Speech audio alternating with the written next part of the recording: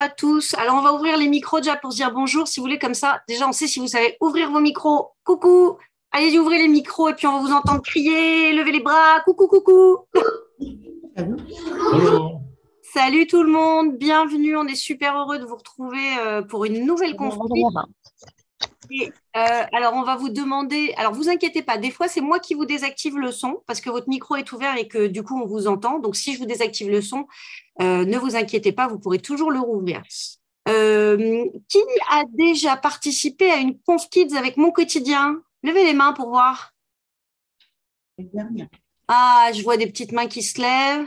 Ok, bon, bah super, merci de revenir. Alors, avant toute chose, je vais vous montrer comment on utilise Zoom, parce qu'il y a certaines classes qui, en effet, n'ont pas encore participé à une. Et du coup, on va vous montrer comment vous pouvez utiliser ça pour bien profiter de la conférence. Ne bougez Ça va, pas. vous entendez? Hop, partager mon écran et nous voilà. Donc, vous voyez en bas de votre fenêtre Zoom, vous avez un petit bloc où il y a marqué discussion. Quand vous cliquez là-dessus, eh ben, ça ouvre une fenêtre sur laquelle vous pouvez nous écrire. Et il n'y a que nous qui voyons ce que vous avez écrit, sauf si on vous répond, et là, tout le monde le verra. Ensuite, il y a une deuxième façon d'interagir avec nous, c'est de nous partager vos emojis. Vous connaissez ça, hein, on peut applaudir, on peut dire que c'est super, on peut dire qu'on est mort de rire, on va essayer d'être un peu drôle pendant cette conférence aussi, etc., etc. Et puis surtout, vous pouvez lever la main si vous voulez prendre la parole. Parfois, on va vous demander de lever la main physiquement dans les classes, je vous le dirai, et parfois, on va vous demander de lever la main directement dans l'outil de Zoom, et on vous verra, et du coup, on vous donne la parole tout simplement. Et puis la troisième façon, c'est celle qu'on préfère. Isabelle, je vous désactive le son parce qu'à chaque fois, ça se rouvre. Hop, tac. Donc, vous inquiétez pas, c'est moi qui vous ai désactivé. La troisième façon, c'est que si vous levez la main, eh bien nous, on vous donne la parole, vous venez au micro et puis ça nous permet de discuter tous ensemble. Voilà. Alors, pour ceux qui connaissent pas, avec mon quotidien, ce journal, mon quotidien et l'actu, avec ces journaux historiques que moi j'ai eu dans les mains avant vous, les enfants, et que vous avez aujourd'hui dans les mains, on a décidé d'organiser des conférences ensemble, donc des Conf Kids. Et les Conf Kids, ce sont des conférences entre enfants et adolescents à partir de 8 ans, et des personnes qui changent le monde. Et les confier avec mon quotidien, on les fait avec Olivier Gasselin, qui est le rédacteur en chef, adjoint de mon quotidien et de l'actu. Salut Olivier. Salut. Bienvenue. Et Olivier, il change le monde un jour à la fois. En informant les enfants de toute la France et d'ailleurs peut-être même de ce qui se passe dans l'actualité pour que vous puissiez y réfléchir et décider aussi comment vous allez changer le monde. Pour aujourd'hui, on a choisi un thème. On a décidé de s'aérer un peu la tête, de prendre de la hauteur, puisqu'on va parler de la Lune. Alors, en fait, la Lune, on y est allé il y a 50 ans, et ça redevient un sujet d'intérêt, alors non seulement pour les gouvernements, pour les États, mais aussi pour plein d'entreprises. Vous avez peut-être entendu parler de SpaceX. Vous avez peut-être entendu parler de ces entreprises-là qui envoient des gens dans l'espace pour diverses choses. On va en parler tout au long de cette conférence. Vous, les enfants d'aujourd'hui, vous avez peut-être des grands-parents, des arrière-grands-parents qui ont assisté à ce moment historique des premiers pas sur la Lune. Et peut-être que vous, aujourd'hui, vous allez revivre le même émerveillement en regardant bientôt des images des prochains astronautes et des femmes astronautes et des hommes astronautes qui s'y rendront. Alors, première question qu'on va poser à Olivier, c'est comment cette aventure elle a commencé? Et puis, on va en discuter. Mais d'abord, je voudrais poser une question aux enfants. Et là, je vais vous demander de lever la main via Zoom et puis de venir au micro pour nous répondre à cette question. Qu'est-ce que vous savez, les enfants, des missions sur la Lune? Est-ce que vous avez lu, entendu des choses? Et qu'est-ce que vous pourriez nous dire par rapport à ça? Alors, n'hésitez pas à lever la main. Est-ce que vous avez entendu des choses, vu des films? Est-ce que vos arrière-grands-parents, vos grands-parents vous en ont parlé? Je vois à l'école, le formal, il y a des enfants qui lèvent la main si vous voulez prendre le micro. Ah, Dété? Alors, vas-y, Dété en premier. Tu peux réactiver ton son? Ah non. Le formal, allez, c'est l'école Le Formal, on vous écoute et puis après ce sera Dété. Je t'ai coupé le micro, Dété, t'inquiète pas, je te le rouvre après. Salut, comment tu t'appelles? Fabiola, Salut Fabiola, quel âge tu as? 7 ans. 7 ans. Alors qu'est-ce que tu sais sur la Lune? Qu'est-ce que tu as entendu? Que les premiers que il y a des fusées qui se déposent sur la Lune pour explorer. Il y a des robots qui explorent les planètes. Waouh! Effectivement, il y a des robots qui, alors on dit qui alunissent. D'ailleurs, on dit atterrir pour un avion parce qu'il arrive sur Terre et on dit alunir pour la Lune. Bravo Fabiola, merci beaucoup. Alors, Détecte, tu avais levé la main, je te réactive ton son à toi.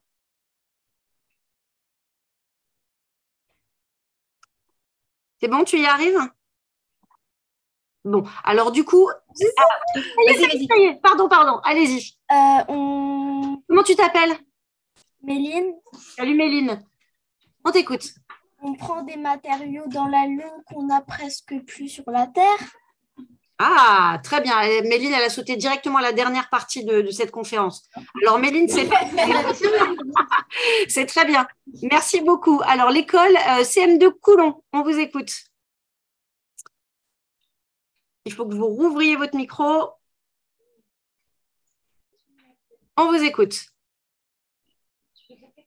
Et juste après, l'école Favre. Reste devant l'écran. Non, reste, bouge pas. Ne bouge pas. Reste ici. Hop, CM2 Coulon, on vous écoute. Et puis après, ce sera l'école Favre. Comment tu t'appelles?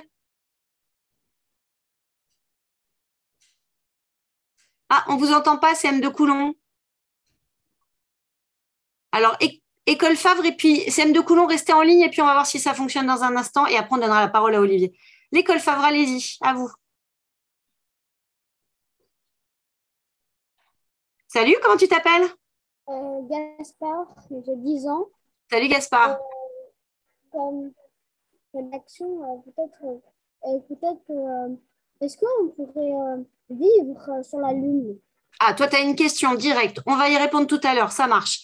Est-ce que tu as lu ou entendu des choses à propos de l'alunissage? Oui. Ouais, vas-y. Oui, que les hommes, qu'il y avait plusieurs, enfin, que les Français avaient déjà réussi à arriver sur la Lune. Les Ils avaient Français. déjà marché sur la Lune. Ah, eh ben on va en parler avec Olivier, on va voir ça. Merci Gaspard. Et allez, pour finir, le CM de Coulon, vous avez pu réactiver votre micro?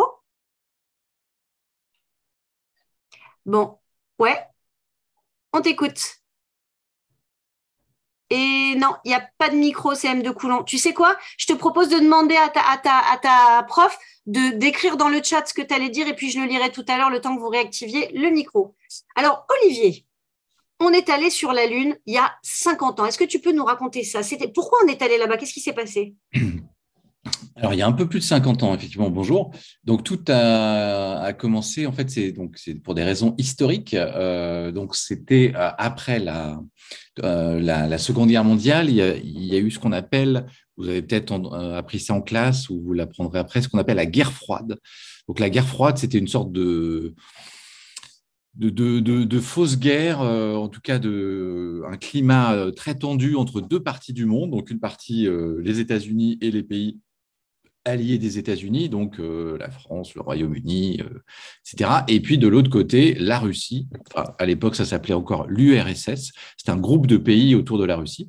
Et donc, en fait, ces deux pays, pendant la guerre froide, se sont livrés à une petite guerre à distance, au sens où, comme je vous disais, il y avait des conflits un peu dans le monde. Et ça a été jusqu'à l'espace. En gros, l'idée, c'était toujours, il fallait qu'il y ait un des deux camps qui soit le premier. Et donc, ils ont décidé, essayer de faire ce qu'on appelle la course à l'espace entre les États-Unis et donc l'URSS, donc on peut dire la Russie d'aujourd'hui, pour être les premiers. Alors, dans cette course à l'espace, au départ, c'est les Russes qui ont pris de l'avance, puisqu'ils ont envoyé un premier satellite, donc un engin spatial dans l'espace. Ça, c'était en 57. C'était en 1957, c'était le fameux Spoutnik. Vous avez peut-être entendu parler de cet objet.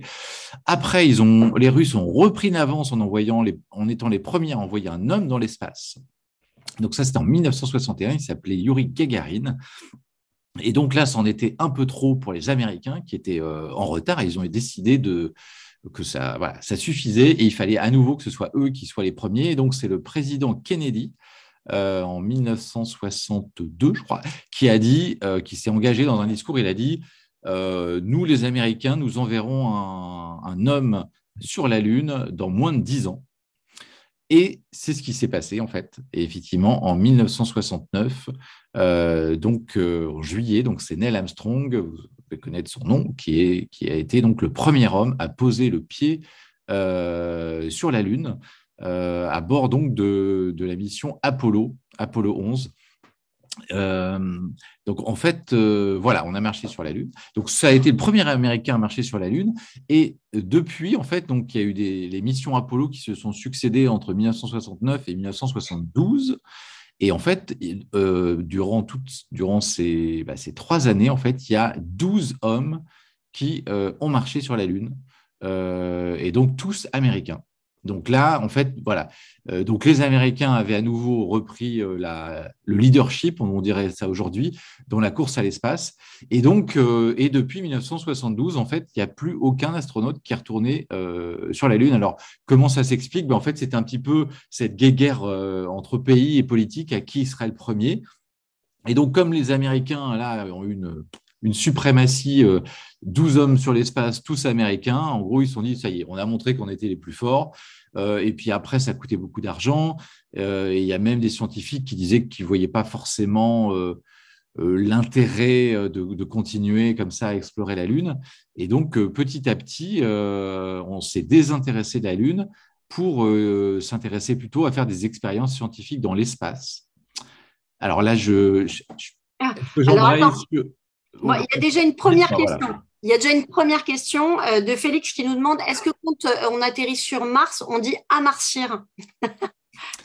Comme on n'a pas encore atterri sur Mars, le mot n'existe pas. C'est une très bonne remarque, mais c'est possible qu'on puisse, que ce mot existe. Quand un homme si un homme met le pied sur la Lune, sur Mars, mais ça sera sans doute pas avant les années 2050 mais oui, c'est une bonne remarque. Alors, il paraît, attends, on va rigoler un petit peu parce qu'on aimerait bien avoir des likes de rigolade quand même. Il paraît que les astronautes, quand ils sont allés sur la Lune, ils ont laissé des tonnes de déchets. Exactement. D'ailleurs, ce que vous voyez, par exemple, les voitures qui roulaient, vous avez peut-être vu des images, ils avaient des sortes de jeeps pour rouler sur la Lune, donc ça a été laissé. Des morceaux aussi d'équipements qui ont été laissés, même des excréments. Ils ont laissé des sacs poubelles sur la Lune, alors ça, c'est vraiment pas bien. Donc, ouais, ça fait effectivement plusieurs tonnes. Et donc, ça, évidemment, dans les prochaines missions prévues, l'idée, c'est de rien laisser sur la Lune et de tout rapporter, comme aujourd'hui, on est un peu plus écolo qu'à l'époque. Ouais, bon, ce qu'on n'arrive pas à faire sur la Terre, apparemment, on n'arrive pas à le faire non plus sur la Lune. Et alors, ils sont restés 3 jours enfermés. Pourquoi? Quand ils sont revenus, en fait, ils n'ont pas eu le droit de sortir tout de suite. Ah oui, à cette époque, ouais, il y avait ce qu'on appelait en fait une quarantaine, un peu, vous avez entendu ce mot-là après le confinement. Là, c'était pour être sûr qu'en en fait, ils n'avaient pas ramené des bactéries de la Lune, des choses qui auraient pu contaminer après d'autres personnes ou se propager des maladies. Et ouais, c'était assez bizarre. Vous voyez cette image-là. Donc ça, c'était le président américain à l'époque qui leur parle à travers la vitre dans leur sas un peu de décontamination.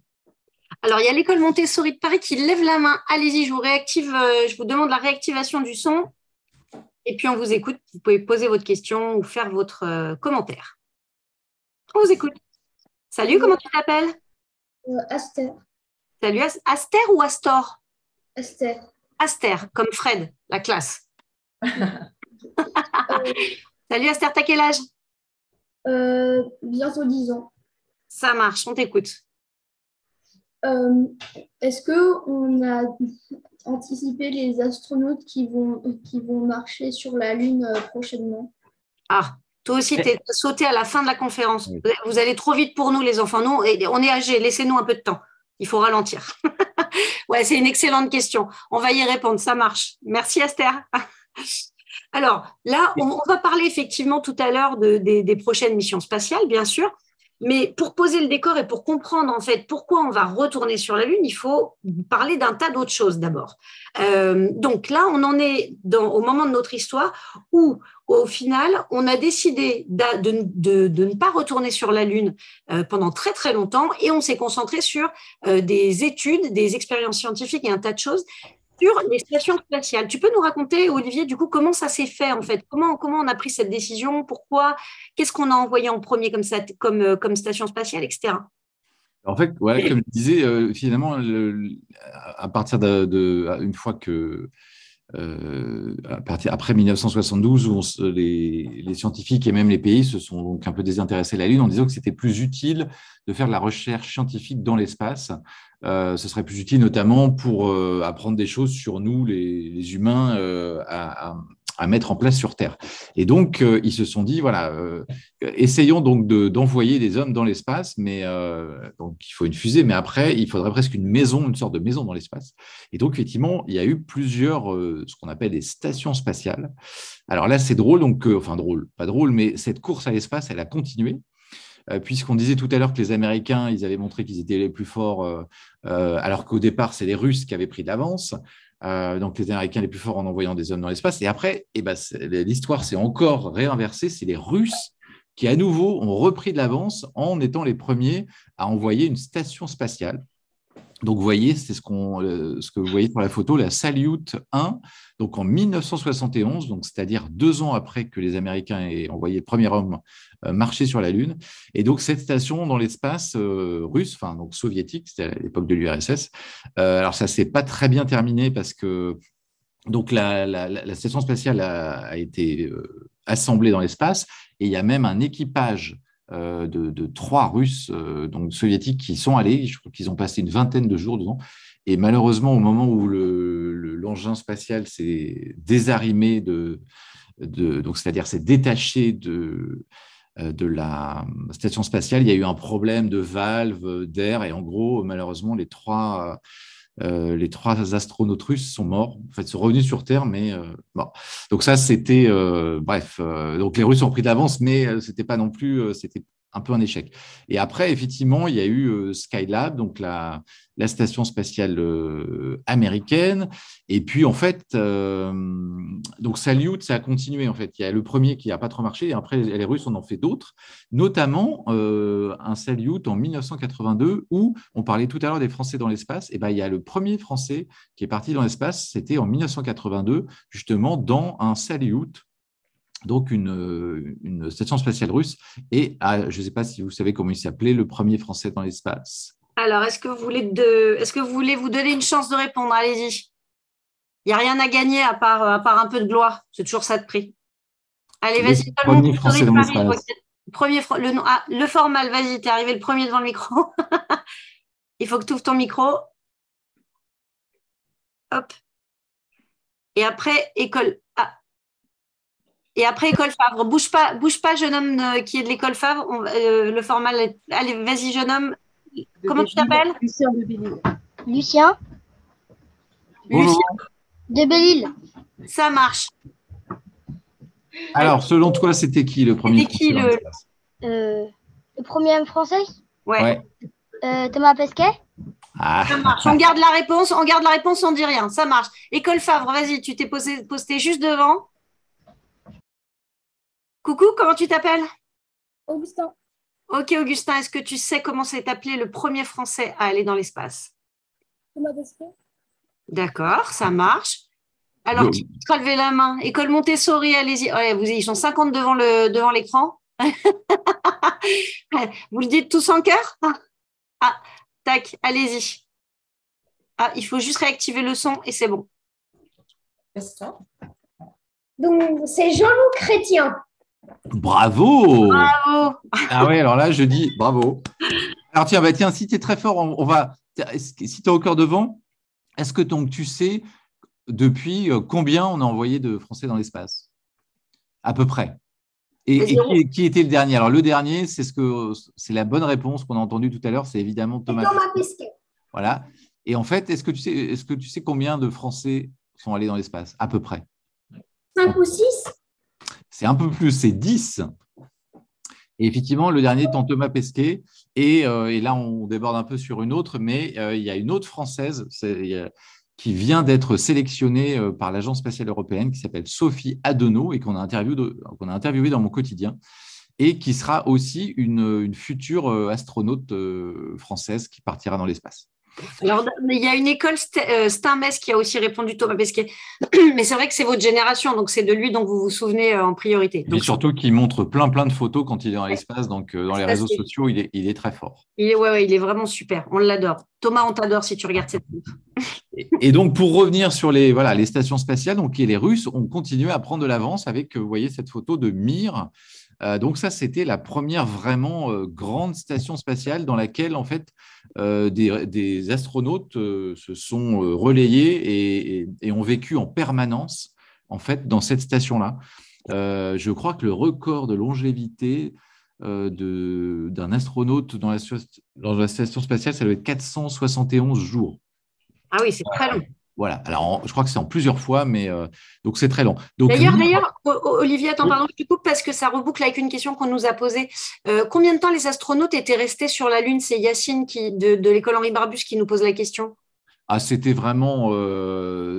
Ils ont marché sur la Lune, ils sont restés quelques heures, en fait. Je crois que c'était 2 ou 3 heures les premiers. Donc, oui, ça c'était. Oui, donc vraiment... rien à voir avec les stations spatiales où ils sont non, depuis un an et demi, quoi. C'était juste pour marcher ou pour aller explorer en voiture ou aller effectivement chercher des roches. Ouais, donc ça, on n'a pas dit tout à l'heure dans les choses qui vraiment ont été utiles, qu'on étudie encore aujourd'hui, c'est les roches lunaires. Donc, sur les différentes missions pendant les 3 ans d'Apollo, je crois qu'il y a eu à peu près 350 kilos de roches de la Lune qui ont été rapportées sur Terre. Et certains, on peut en voir dans des expositions ou dans des musées, des petites roches lunaires. Moi, j'en avais vu à la Cité des Sciences de Toulouse. Et donc, voilà, la station Mir a bien fait son travail pendant des années. Et puis, après, elle est devenue vieille, donc elle a été désintégrée volontairement, c'est-à-dire on l'a envoyé se cracher un peu, mais évidemment, sans astronautes, une fois qu'ils étaient tous partis, dans l'atmosphère. Elle a été remplacée par une autre. Est-ce que vous connaissez le nom de la nouvelle station, enfin, celle depuis des années, la station spatiale dont on parle aujourd'hui? Alors, comme il y a 3 classes qui ont levé la main, on va faire les deux. On va leur donner la parole pour leurs questions et on va essayer de trouver la réponse. Alors, l'école Saint-Hippolyte.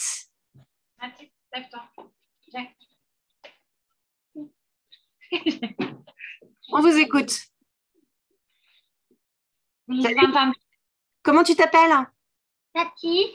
Salut Baptiste. Alors, vas-y, tu voulais nous dire quoi? Non, pas Baptiste, Mathis. Ah, Mathis, pardon, excuse-moi. tu voulais nous dire quoi? Comment s'appelle la station spatiale aujourd'hui? Non, vas-y, pose ta question. Quand les astronautes ils sont revenus, pourquoi ils étaient morts? Oh là. Détruits. Alors, ce dont je parlais. Est-ce que c'est ce dont je parlais tout à l'heure? Les 3 premiers, là, les Russes, en fait, c'est qu'il y a eu un problème de. Vous savez, il faut qu'il y ait de l'oxygène dans les stations spatiales pour respirer, en fait, parce que sinon, on est obligé de. Voilà, sinon, c'est pas possible. Et là, au moment où l'engin qui allait de revenir sur Terre avec les 3 astronautes s'est détaché de la station spatiale, il y a eu un problème et tout l'air de l'engin spatial, de la capsule, a été absorbé, et donc, en fait, il n'y avait plus d'air pour respirer. Merci Olivier. Alors, la réponse à ta question nous a été donnée sur le chat. On nous a répondu l'ISS. Exactement, voilà, c'est l'ISS. Donc, c'est dans cette station-là qu'est allé notamment donc, Thomas Pesquet, dont vous avez parlé tout à l'heure. Mais maintenant, voilà, il y a un nouvel intérêt aussi pour l'espace. Avant, c'était, comme je vous disais, surtout les États-Unis, la Russie, enfin la URSS, maintenant la Russie. Et après, il y a eu donc l'Europe avec Thomas Pesquet, des Allemands, des Japonais. Et maintenant, en fait, il y a d'autres pays qui se sont un peu lancés aussi dans la conquête de l'espace. Et en parlant de station spatiale, il y a les Chinois. Et donc maintenant, les Chinois, ils ont créé eux aussi leur propre station spatiale. Là, c'est tout récent, là, depuis quelques mois. Elle est quasiment finie d'être assemblée. Et il y a même donc des astronautes chinois qui ont vécu plusieurs jours, je crois même plusieurs semaines dans leur station spatiale. Alors, je ne sais pas ce qu'on voit là, mais là, on va en reparler après. La station spatiale chinoise voilà, qui maintenant est une autre station spatiale. Et maintenant, avec la guerre en Ukraine, les Russes ont un projet peut-être aussi de faire leur propre station spatiale. Donc voilà, il y a encore plein de choses à faire. Alors, Il y a une classe qui lève la main et il y a plusieurs classes qui ont levé la main, donc on va leur donner la parole. Alors, je vois marqué Alouche. Je te demande la réactivation du micro et après, c'est à toi. Non? Oui. Ah, coucou. Comment tu t'appelles? Par contre, excusez-moi, parce que j'ai l'impression que j'ai un problème avec ma caméra. Je crois que vous ne voyez pas. Ouais, je ne vois pas, mais c'est pas grave. on vous entend. Merci. Ces animaux, on envoyait en premier des animaux dans l'espace avant les humains. Exactement, tu as raison. Je n'en ai pas parlé, mais donc effectivement, c'était toujours les Russes, hein, d'abord, qui ont envoyé alors, plusieurs animaux, mais la plus célèbre, c'est Laïka. Donc, c'est une chienne, en fait, qui a été effectivement le premier être vivant à avoir été envoyé dans l'espace. Mais malheureusement, c'est pareil, elle n'a pas pu revenir sur Terre et elle est morte durant le retour. Après, je crois qu'on a envoyé aussi des chimpanzés. Voilà, effectivement, avec les hommes, donc ils ont testé, et c'était des animaux en premier. Tu as raison, c'était une très bonne remarque. Alors, il y a ensuite l'école. J'ai plein de questions, hein, donc on va faire une pause dans la présentation et puis on va peut-être suivre les idées des enfants. Donc, l'école Saint-Hippolyte, vous avez levé la main. Hop, c'est à vous. Oui, allez, Kylian, vas-y. J'ai une question. Est-ce qu'il y a déjà eu des astronautes qui ont vu d'autres formes humaines sur les planètes? Mmh. Ah bah ça, c'est oui, c'est une bonne question. Alors effectivement, non, pour le moment, en fait, non. Ce qu'on a trouvé pour le moment, c'est des traces d'eau sur la Lune, puisqu'en fait, il y a des zones où il y a une sorte de glace qui est restée. Donc ça, c'est ce qui intéresse en fait l'exploration, essayer de trouver vraiment donc, des traces d'eau sur la Lune. Et après, non, pour le moment, il n'y a pas vraiment de bactéries ou de virus comme ça qui ont été retrouvés. Non, ça, c'est effectivement une des grandes questions. Est-ce qu'il y a pu avoir encore une forme de vie, même sous forme effectivement, de microbes ou etc., qui a pu perdurer sur la Lune ou voire même sur Mars? Mais pour le moment, on n'en a pas trouvé. Et on a Quentin, rapidement, vas-y. Comment elle a été créée, la pleine lune? Oula, La Lune ou la pleine Lune? La pleine lune. Ah, alors la pleine Lune, je vais répondre pour toi, Olivier. En fait, la pleine Lune, c'est simplement que c'est la Lune que le Soleil éclaire complètement parce que la Terre n'est pas devant. Tu sais, c'est comme si tu prenais une orange et que tu mettais une lampe, tu vois, qui envoyait de la lumière. Et cette orange, c'est la Lune. Quand la Terre passe devant, elle couvre une partie de la Lune et puis ça fait les jolis croissants de Lune qu'on voit. Et quand la Terre n'est pas, quand la Lune, en fait, passe du côté où elle est complètement éclairée par le Soleil, ça fait la pleine Lune. Ça marche. L'école, j'espère que mes explications étaient claires, sachant que moi, j'ai fait des études littéraires. J'ai fait de mon mieux. Bétine, l'école Bétine, allez-y, on vous réactive le son. Il y a plein de questions à Olivier. Tant mieux. Très bien, oui. L'école Bétine, c'est à vous. Salut. Pourquoi vous avez envoyé des animaux Dans l'espace. Et ben, en fait, au départ, c'est un peu comme pour tout, c'est-à-dire on teste comme les médicaments, etc. On teste d'abord sur les animaux avant de tester sur les humains. Et là, c'était pour savoir si un être humain pouvait survivre comme ça dans un engin spatial dans l'espace. Donc, malheureusement, c'est comme ça que ça se passe. C'est qu'on fait des expériences d'abord sur les animaux avant de voir si ça marche et avant d'envoyer des humains.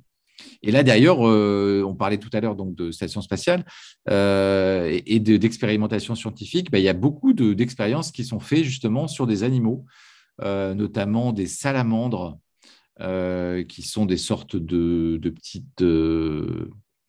comment on pourrait dire ça? Lézards, c'est comme des petits Ouais, des lézards. sortes de lézards, exactement. Donc, on essaye de voir comment ça se passe pour les animaux, la vie en apesanteur. Est-ce que ça change un peu, et même pour les humains, ce qu'on disait tout à l'heure, pour prolonger la question, est-ce qu'on fait des recherches scientifiques dans l'espace pour voir quel bénéfice on pourrait en tirer pour nous sur Terre, les humains, et notamment les astronautes, on s'est aperçu que quand ils vont dans l'espace, quand ils restent longtemps, ils perdent en fait ce qu'on appelle de la masse osseuse, voilà. Et parfois, ils perdent de la taille aussi, ils deviennent plus petits. Alors après, vraiment quelques centimètres, mais après, quand ils reviennent sur Terre au bout d'un moment, ils regrandissent. Mais surtout, comme on est en apesanteur, vous savez, on ne fait pas travailler les muscles, en fait. Donc, c'est pour ça que les astronautes s'obligent à faire beaucoup de sport, sur des vélos, etc., dans la station spatiale pour stimuler les muscles, parce que quand ils reviennent sur Terre, ils ont perdu beaucoup de muscles. Et donc ça aussi, ça fait partie des études qu'on fait. Ça répond à ta question, Maxence. Maxence, il avait posé la question, pourquoi lorsque les astronautes reviennent sur Terre, ils ont du mal à marcher? Voilà. Ce que vient de dire Olivier à propos des animaux répond aussi à la question de Lou qui nous demande s'il est vrai qu'il y a eu des chiens dans l'espace. Donc ça, on a répondu. On va donner, j'ai vu toutes vos questions, hein, vous inquiétez pas, on va répondre à tout. Je vais donner la parole à l'école de Chouine.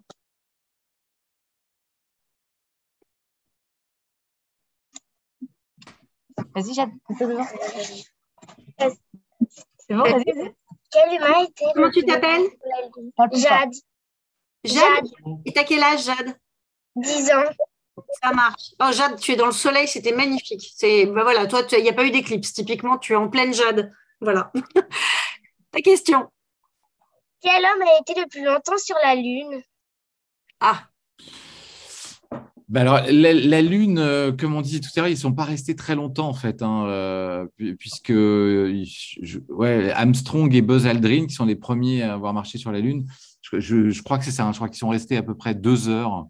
Donc, c'est vraiment peu. Alors que dans les stations spatiales, on a vraiment des records où, comme je disais tout à l'heure, je crois que le record est près de 500 jours. Donc là, c'est vraiment…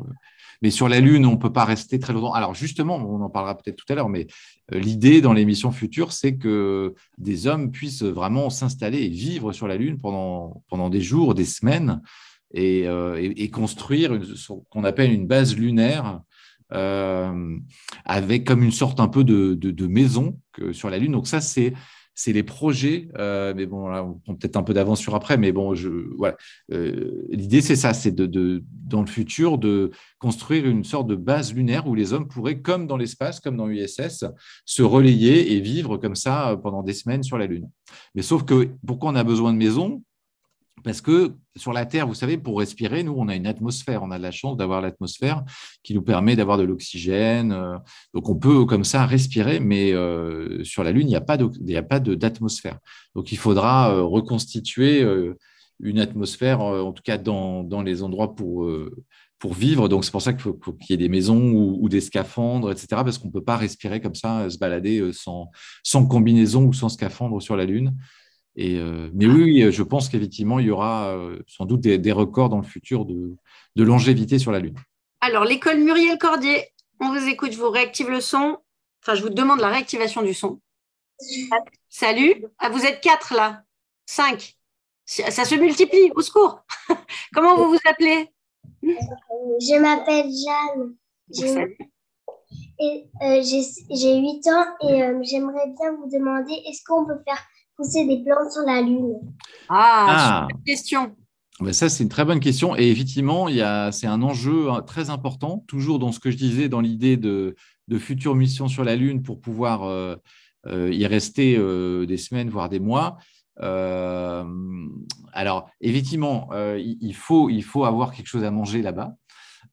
Donc là, il y a des expériences, effectivement, vous voyez, notamment, on a fait la une de mon quotidien il y a peu de temps, ce sont des chercheurs australiens qui veulent faire pousser des plantes sur la Lune.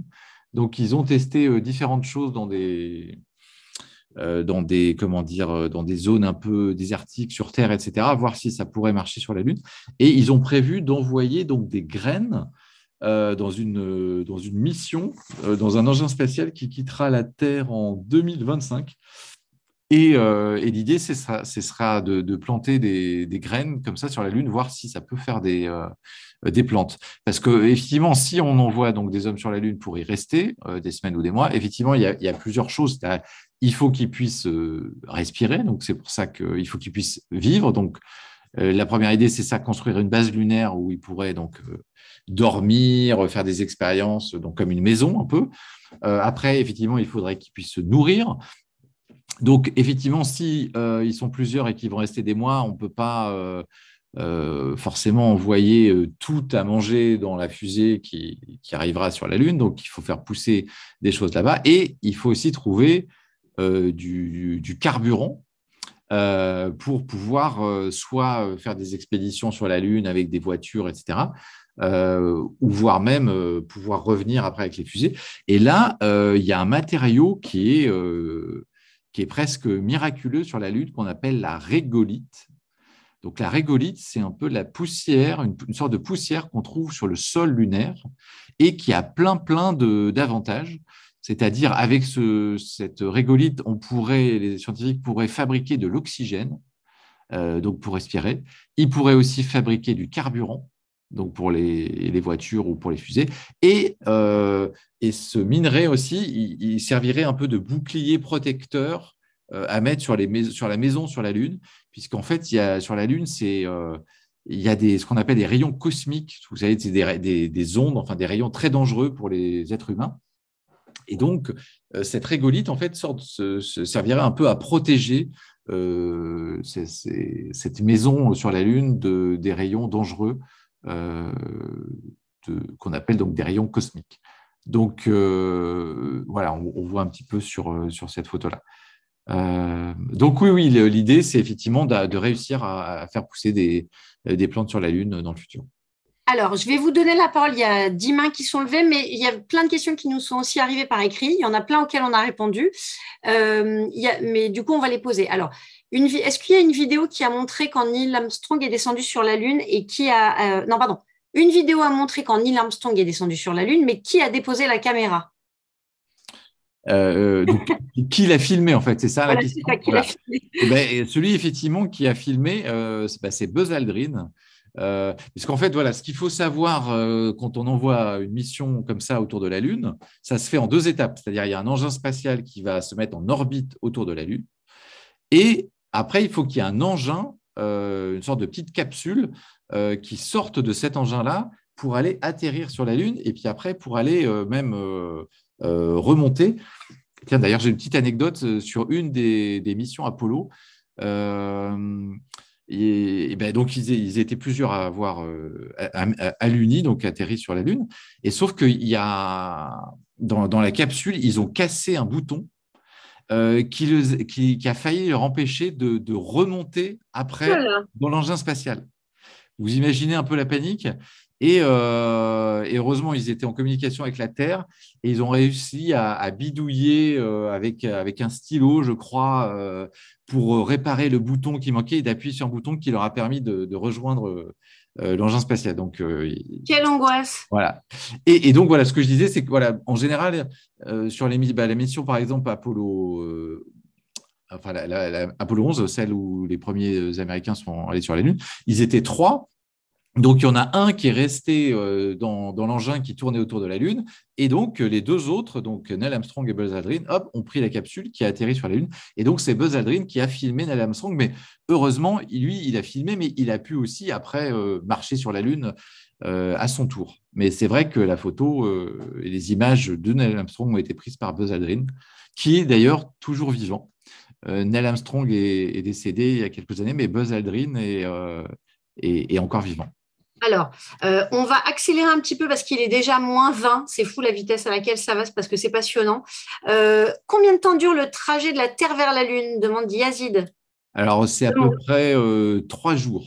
3 jours, ça marche. Donc, et juste pour vous dire, pour aller sur Mars, ce serait 6 mois. Vous voyez, on n'est pas du tout dans les mêmes proportions.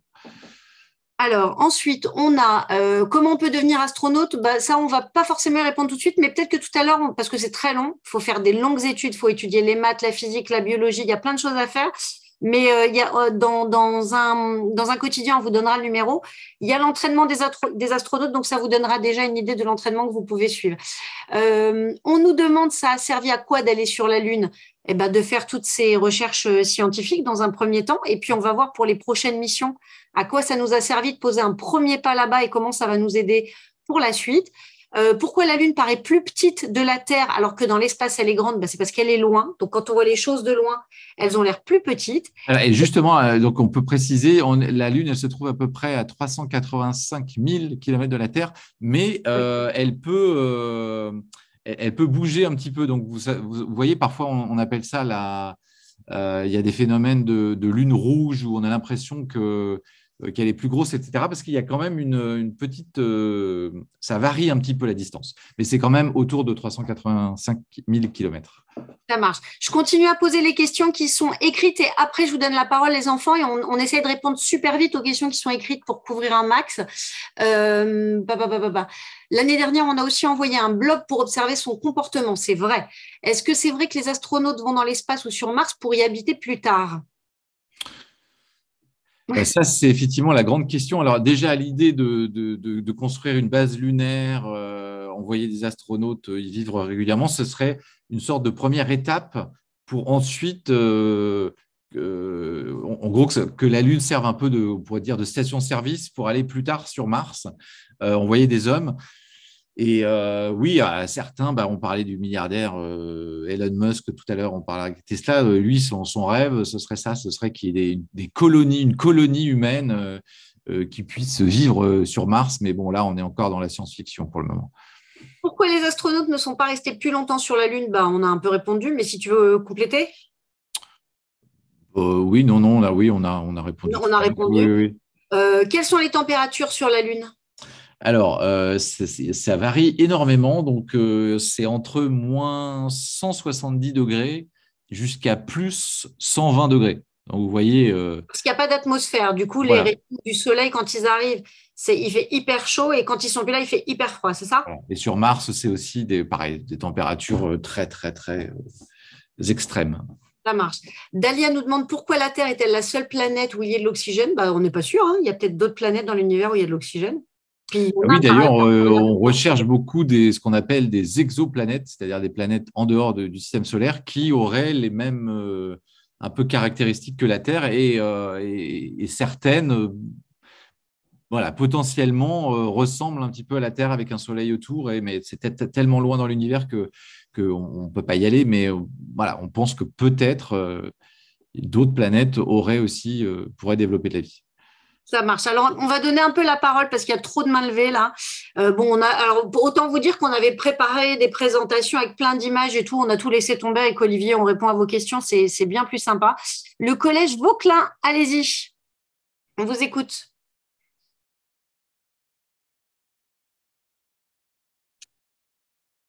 Salut. Ça y est, votre micro a l'air ouvert. Mais encore faut-il qu'il y ait un micro. Vous avez peut-être juste cliqué. Ça marche pas? Bon, alors Laurine Théo, j'espère que je vais prononcer correctement. Laurine Théo, on vous écoute. Hop là. Bonjour. Bonjour. Comment tu t'appelles, jeune fille? Anaïs. Alors, on t'écoute. Et pourquoi on dit un petit pas pour l'homme et un grand pas pour l'humanité? Parce que c'était trop la classe de dire ça. C'est pour ça. Non, pourquoi Olivier il a dit ça? C'est quoi l'histoire de cette phrase? Oui, alors d'ailleurs, entre petits pas ou bon, dans les traductions, en fait, c'était vraiment une phrase, comment dire, un peu symbolique pour qu'elle reste dans l'histoire. Ça veut dire que l'homme avait fait un petit pas sur la Lune parce qu'effectivement, il n'a pas marché beaucoup, mais dans l'échelle de l'exploration, de la recherche scientifique, de la conquête spatiale, c'était énorme puisque les Américains sont devenus les premiers à avoir avoir fait marcher un homme sur la Lune. Donc, c'est quelque chose qui est resté dans l'histoire et qui restera dans l'histoire. Donc, c'est pour ça qu'on dit que c'est un grand pas pour l'humanité entière, puisque c'était la première fois dans toute l'histoire de l'homme qu'un homme avait posé le pied sur la Lune. Ça marche. Des têtes, tu as relevé la main. Là, c'est bien, il n'y a que des écoles qui ont déjà parlé. Je vais vous redonner la parole, ne vous inquiétez pas. Vas-y. Est-ce qu'il y a eu des problèmes pour atterrir sur la Lune? Alors, il y a ce que je t'ai expliqué tout à l'heure là, avec les deux astronautes là, qui ont failli pas pouvoir remonter dans leur capsule à cause d'un bouton un peu cassé. Après, il y a eu aussi Apollo 13. Il y a eu un film aussi, peut-être que vous avez vu, qui est tiré aussi d'une histoire vraie où il y a eu aussi un problème. Alors, eux, ils étaient dans l'engin spatial autour de la Lune et ils ont manqué d'oxygène. Et donc, petit à petit, il y allait de ne plus avoir d'oxygène. Et grâce à la communication avec la Terre, ils ont réussi à bidouiller, à trouver des astuces pour réparer et pouvoir s'en sortir. Donc, oui, il y a toujours eu des… Mais en tout cas, tous les hommes, les 12 hommes qui ont mis le pied sur la Lune et qui sont tous revenus vivants sur Terre. Ça marche. Merci, Olivier. L'école, alors attendez, j'ai vu une école qui avait levé Villeneuve-Saint-Dammartin, si je ne dis pas de bêtises. Vous n'aviez pas encore parlé, vous. Salut? Ah, je ne t'entends pas. Zut, zut. Alors, en attendant que vous arriviez à brancher votre micro, je redonne la parole à l'école Montessori de Paris. Allez-y.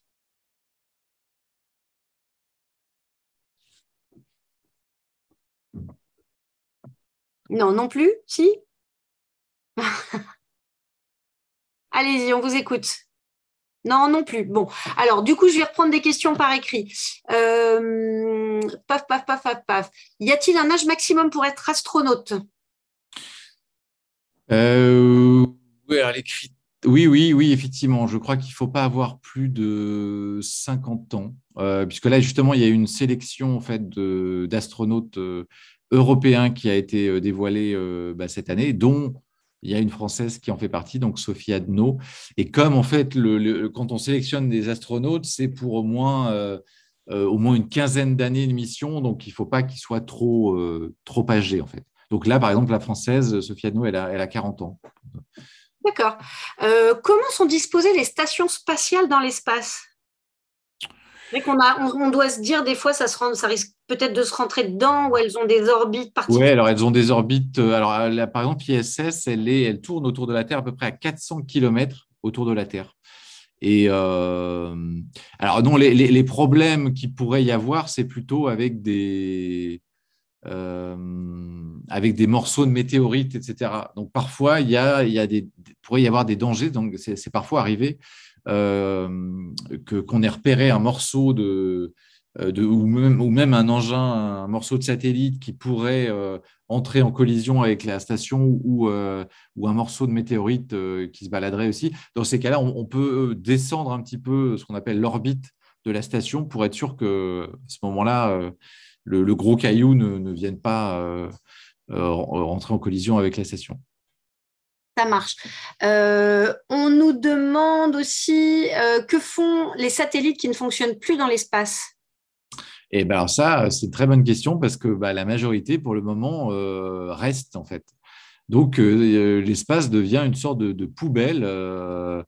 Et donc, évidemment, ça crée à la fois, évidemment, c'est de la pollution. Et en plus, comme ça tourne, donc ça continue à être en orbite, ces satellites, un peu, il y en a plein qui ont été envoyés et il y en a encore beaucoup qui continuent à être envoyés. Et ben, ça peut aussi représenter un danger justement pour les astronautes dans les stations spatiales. Comment feront-ils les astronautes qui iront sur la Lune peut-être pour y vivre quelque temps? Comment ils font pour trouver de l'eau? Alors justement, l'idée, c'est aussi d'en fabriquer sur place. Parce que, et justement, c'est ça aussi tout l'intérêt de savoir si il y a des traces d'eau liquide ou d'eau glacée sur la Lune qui pourraient être utilisées justement pour ça, pour les astronautes. Et on pense qu'effectivement, les missions ont montré qu'il y avait apparemment des réserves de glace sur la Lune et d'eau glacée. Ça marche. Allez, on va redonner un petit peu la parole. Alors, l'école, Muriel Cordier, allez-y.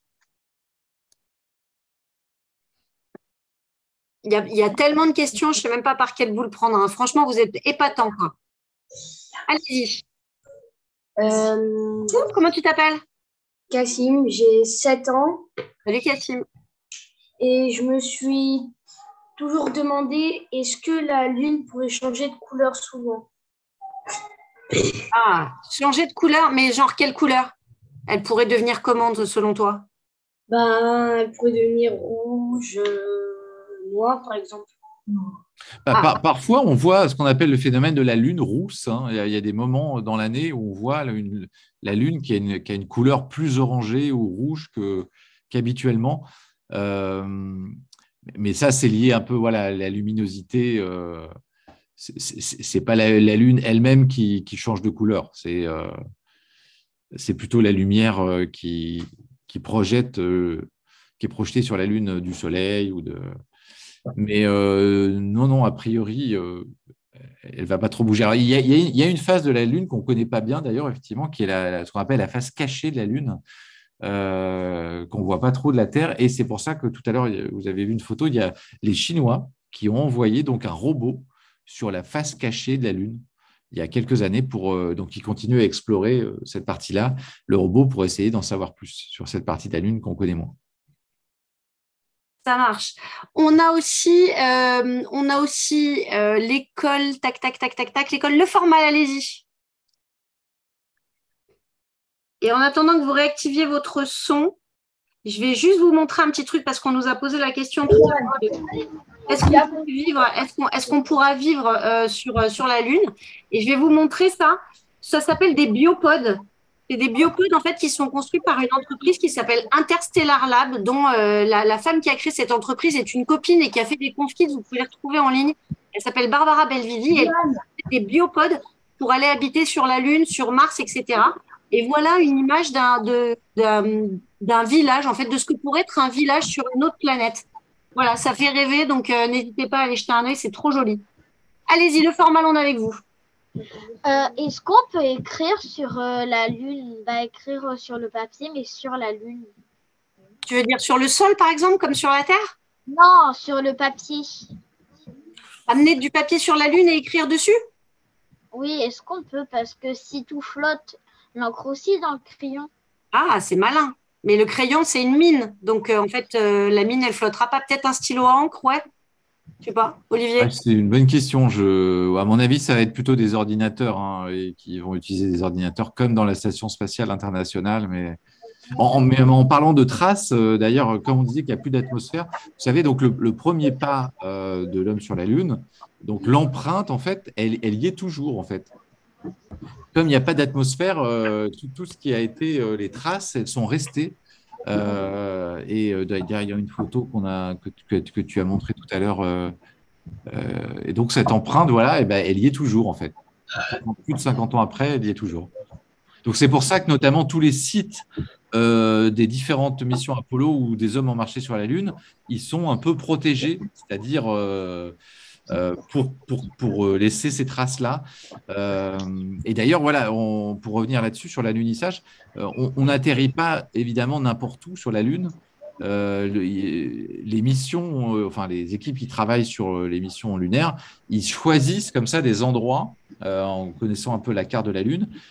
Donc il y a deux critères, il faut trouver un endroit plat, parce qu'évidemment après si l'engin spatial se pose, il faut qu'il puisse se poser bien droit, parce que si jamais il arrive, je sais pas, dans un cratère, vous imaginez, il peut se casser la figure et puis la mission peut être bien cause. Et puis il faut aussi que ce soit un endroit intéressant à explorer.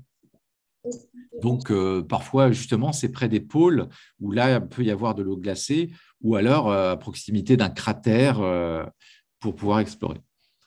Ça marche. L'école Vauquelin, le collège Vauquelin, vous avez ouvert votre micro apparemment. Vous avez un truc à nous dire, une question à poser? Non? Bon, allez, alors je vous ferme le micro. Vous l'avez fait vous-même. Ok, ça marche. On a d'autres questions. Pourquoi y a-t-il des cratères sur la Lune? Parce qu'il y a eu un peu comme sur Terre des météorites qui sont entrés en collision avec la Lune et qui ont creusé des cratères qui sont restés. En fait, sur la Terre, il y en a aussi quelques-uns, notamment le plus gros connu, il est au Mexique. Voilà, que ça s'est fait il y a très très longtemps. Mais oui, c'est ça. C'est souvent des collisions avec des météorites qui sont passées il y a très très longtemps. Et d'ailleurs, c'est des endroits où on en a profité pour allunir parce que c'est des endroits qui du coup, étaient plutôt plats ou plutôt, je sais pas, stabilisés, non? C'était toutes ces mers, Non, la mer des pluies, mer de la sérénité, mer de la tranquillité, c'est des endroits où il y a eu des météorites, c'était quoi? non, je crois que c'était. Enfin, je pense qu'ils étaient pas loin de cratères pour les explorer, mais je suis pas sûr, mais je pense pas qu'ils aient atterri, enfin, alluni dans des cratères. À Spécialement des cratères. proximité, mais pas dans, parce que qui dit cratère dit qu'il y a des rebords sur les côtés. Donc, si jamais Ah, l'engin n'est pas à la bonne distance prévue, ça pourrait être compliqué. hmm. Ah, pourquoi les hommes n'ont pas pu explorer la face cachée de la Lune? Tiens, on va partager cette image. Comment ça- Alors, ouais, ça, c'est une question très pointue. J'ai pas forcément la réponse. Alors, je pense que On a le il y a droit de eu, pas avoir de réponse, hein, Olivier. je pense que parce que dans les choix des sites d'alunissage des premiers, il fallait faire attention au carburant aussi. Parce que tout ça, l'engin là, consommait donc du carburant. Et donc, si on envoie un engin loin enfin, ou de l'autre côté de l'endroit où on est, ça va prendre plus d'énergie, etc. Et ils avaient peur qu'il n'y ait pas assez de carburant. Donc, je crois que cette idée de face cachée à l'époque, c'était pour ça. Mais maintenant, on a réussi puisque les Chinois ont envoyé donc un robot sur la face cachée de la Lune je crois, il y a 2-3 ans. D'accord. Bon, alors, il est -5. Il nous reste 5 minutes. C'est vraiment c'est frustrant. Il y a plein de questions que vous avez posées que du coup, je n'ai pas relayées parce que je suis certaine que vos instituteurs, vos institutrices pourront y répondre. Comme par exemple, est-ce qu'il y a de l'oxygène dans la fusée ou est-ce qu'ils doivent garder leur masque? Comme par exemple, est-ce qu'il y a déjà des gens qui sont tombés de la Lune? Comme par exemple, est-ce qu'il y a des pierres ou des roches sur la Lune? Bon, tout ça, je pense que c'est des choses que vous pourrez, dont vous pourrez discuter ensemble. Euh, j'ai une autre Peut-être question. sur le futur, oui, sur les futurs. Voilà, exactement. En fait, pour conclure, et puis je suis désolée de tout. Alors, n'hésitez pas à nous envoyer directement à Mon Quotidien ou à nous les questions qui restent. Et puis, on essaiera de vous y répondre par mail, par écrit. On va trouver une solution. On ne vous laisse pas sans réponse. Et puis, peut-être vous partager du coup, qu'est-ce qui se passe demain pour la Lune et quelles sont les prochaines missions? Parce que donc justement, ce qu'on disait tout à l'heure, pendant 50 ans, aucun homme n'y est retourné, mais maintenant, voilà, ça intéresse à nouveau plusieurs pays. Et donc là, il y a notamment la NASA, donc l'agence spatiale américaine, qui a voilà, prévu donc de retourner sur la Lune très bientôt avec une fusée géante qui s'appelle Artemis. La fusée, elle fait presque plus de 100 mètres de hauteur. Et donc, il y a eu un test là qui a été réussi il y a quelques mois, que cette grande fusée décolle. Et après, le prochain objectif, c'est qu'elle soit après qu'elle reparte dans un premier temps avec la capsule, parce que il y a deux choses. Il y a la fusée qui décolle de la Terre pour se mettre en orbite après autour de la Lune, mais après, donc, il y a un engin spatial qui va lui-même se mettre en orbite et une capsule, donc là, elle s'appellerait Orion, cette capsule, qui amènerait donc directement des hommes sur le sol lunaire. Et donc ça sera testé aussi prochainement. La capsule, dans un premier temps, sans astronautes à bord, et après, avec des astronautes. Et donc, l'objectif, ce serait ça, ce serait 2024-2025, de renvoyer des hommes sur la Lune. Et peut-être que Thomas Pesquet fait partie, donc il fait partie des astronautes qui pourraient peut-être aller sur la Lune. Et donc, dans les autres missions, on parlait tout à l'heure il y a de plus en plus maintenant d'entreprises qui veulent faire du tourisme dans l'espace. C'est-à-dire envoyer donc des personnes très riches. Alors, je crois que le billet coûte 200 000 euros pour en fait survoler la Lune. Et donc là, il y a un projet cette année de SpaceX justement de survoler la Lune. Et donc, pour le moment, il y a déjà 8 personnes qui feront partie de ce vol. En fait, tous des milliardaires qui ont beaucoup d'argent. Mais là, donc, ça ne sera pas se poser sur la Lune, ça sera juste un peu faire un tour de la Lune très rapide. On a aussi les Émirats arabes unis, donc, qui est un pays arabe qui va cette année aussi envoyer un robot sur la Lune pour essayer donc de chercher de l'eau, des traces d'eau, je vous disais. Et puis sinon, voilà, dans le tourisme spatial, il y a toujours plein de, voilà, plusieurs milliardaires qui veulent faire du tourisme spatial et notamment du tourisme autour de la Lune. Mais bon, pour le moment, c'est pas accessible à tout le monde, hein. Et puis, on peut se poser la question, ça pollue aussi, quoi. Donc, oui, peut-être encore. Il est 10 heures. On arrive au terme de cette conf kids. On est archi désolé, on n'a pas pu tout aborder. Vous avez posé des centaines de questions. On a essayé en fait de poser un maximum de cadres. On va bien sûr vous transmettre la présentation qu'on a faite et surtout dedans vous retrouverez tous les numéros de mon petit quotidien dans lesquels vous pouvez retrouver de mon quotidien, pardon, de mon quotidien dans lesquels vous pourrez retrouver ces informations. Donc en plus, si vous êtes abonné, que vous les avez gardées précieusement, vous pourrez vous y référer. Olivier, merci beaucoup pour merci à toi. Merci aux enfants et aux enseignants de votre pertinence de vos questions et questions très pointues. Donc, on voit que vous connaissez le sujet et que vous êtes passionné. Ça fait plaisir. Ouais, et puis on se retrouve au mois de mars, le 30 mars, pour une nouvelle conf kids pendant la semaine des médias et donc sur les médias avec vous. Et ce que je vous propose, c'est qu'on se dise au revoir, ouvrez les micros, on crie, on lève les bras, on se dit salut et on se dit, j'espère, au mois de mars. Merci, au revoir. Salut. Au revoir.